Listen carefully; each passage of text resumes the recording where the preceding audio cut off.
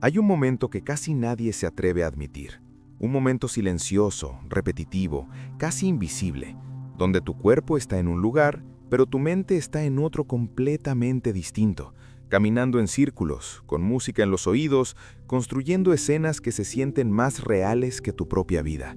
Versiones de ti mismo donde todo encaja, donde eres admirado, donde tienes control, donde ganas, donde por fin eres suficiente.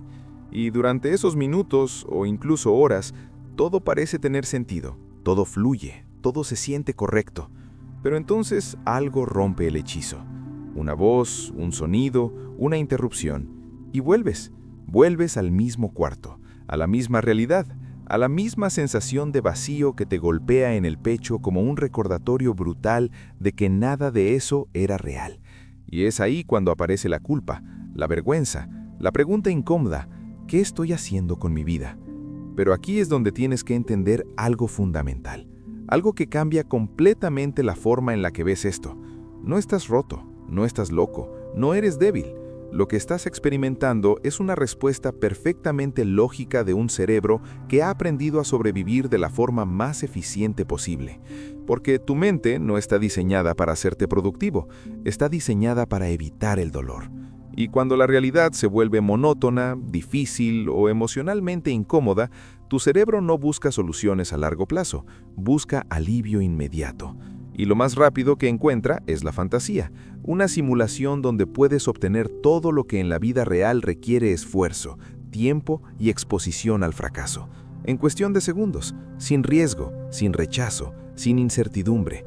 Y lo más peligroso de todo es que para tu cerebro esa recompensa es real, porque cada vez que te imaginas ganando, siendo admirado o resolviendo conflictos, se libera dopamina, la misma sustancia que se libera cuando logras algo en la vida real, pero sin haber hecho absolutamente nada. Y ahí es donde empieza la trampa, porque sin darte cuenta empiezas a preferir ese mundo, empiezas a elegirlo, no de forma consciente, sino automática, porque es más fácil, porque es más rápido, porque es más seguro. Y así, poco a poco, vas creando una rutina invisible donde cada momento incómodo se convierte en una puerta de escape. Cada instante de aburrimiento es una invitación a desaparecer, y lo que al principio era un refugio se convierte en una dependencia, una especie de droga silenciosa que no se ve desde fuera, pero que por dentro te está consumiendo. Y lo más inquietante de todo es que mientras más tiempo pasas en ese mundo, más difícil se vuelve regresar al real, porque la realidad empieza a sentirse más lenta, más gris, más insuficiente en comparación.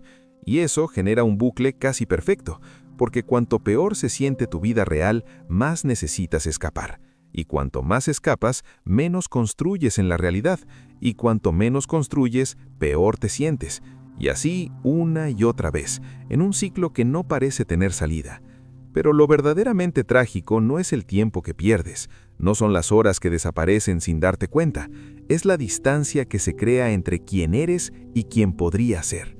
Porque esa versión de ti que vive en tu cabeza no es una ilusión cualquiera, no es un personaje aleatorio, es una proyección de tu potencial, de lo que sabes, en el fondo, que eres capaz de llegar a ser.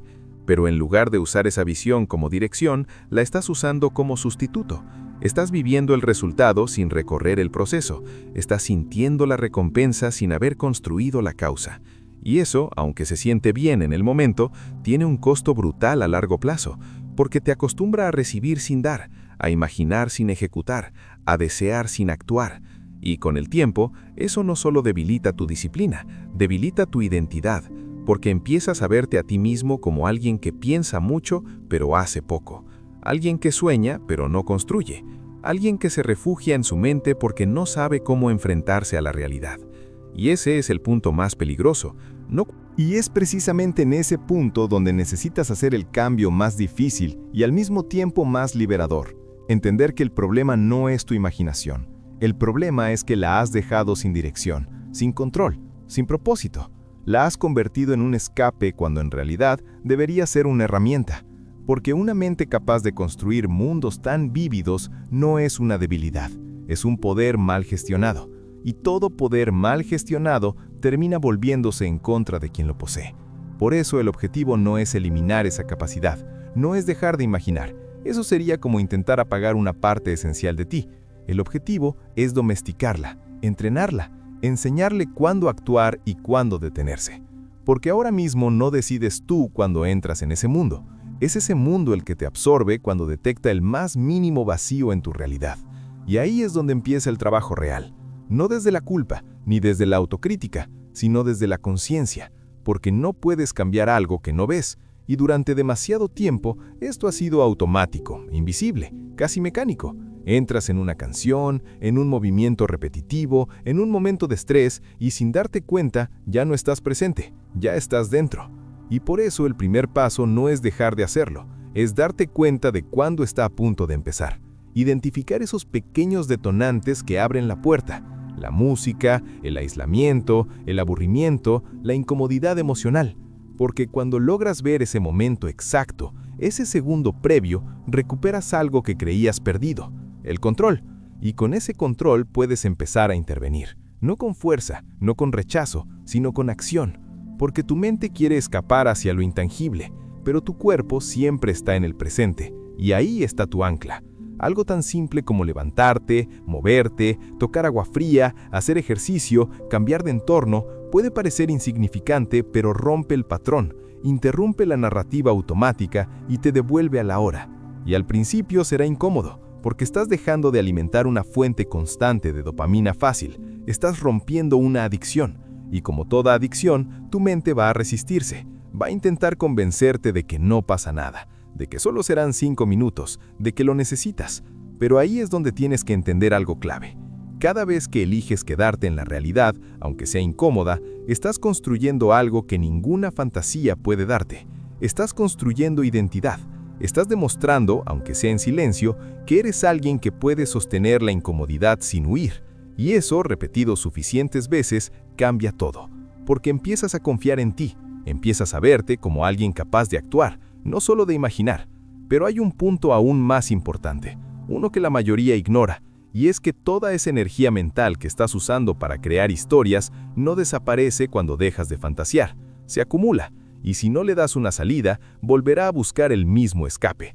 Por eso necesitas redirigirla, escribir, crear, construir algo tangible con lo que antes solo vivía en tu cabeza. Porque cuando conviertes una fantasía en algo real, aunque sea en papel, dejas de ser un consumidor pasivo de tus pensamientos y te conviertes en un creador. Y ese cambio es fundamental, porque transforma tu relación con tu mente. Ya no eres víctima de ella, eres alguien que la utiliza. Y poco a poco, sin darte cuenta, la realidad empieza a cambiar. No porque de repente todo sea perfecto, sino porque empiezas a invertir en ella. Empiezas a construir, a moverte, a hacer pequeñas acciones que antes evitabas. Y esas acciones, aunque parezcan insignificantes al principio, generan algo que ninguna fantasía puede igualar: progreso real. Lento, imperfecto, pero tangible. Y ese progreso, por pequeño que sea, empieza a llenar ese vacío que antes solo podías tapar con imaginación.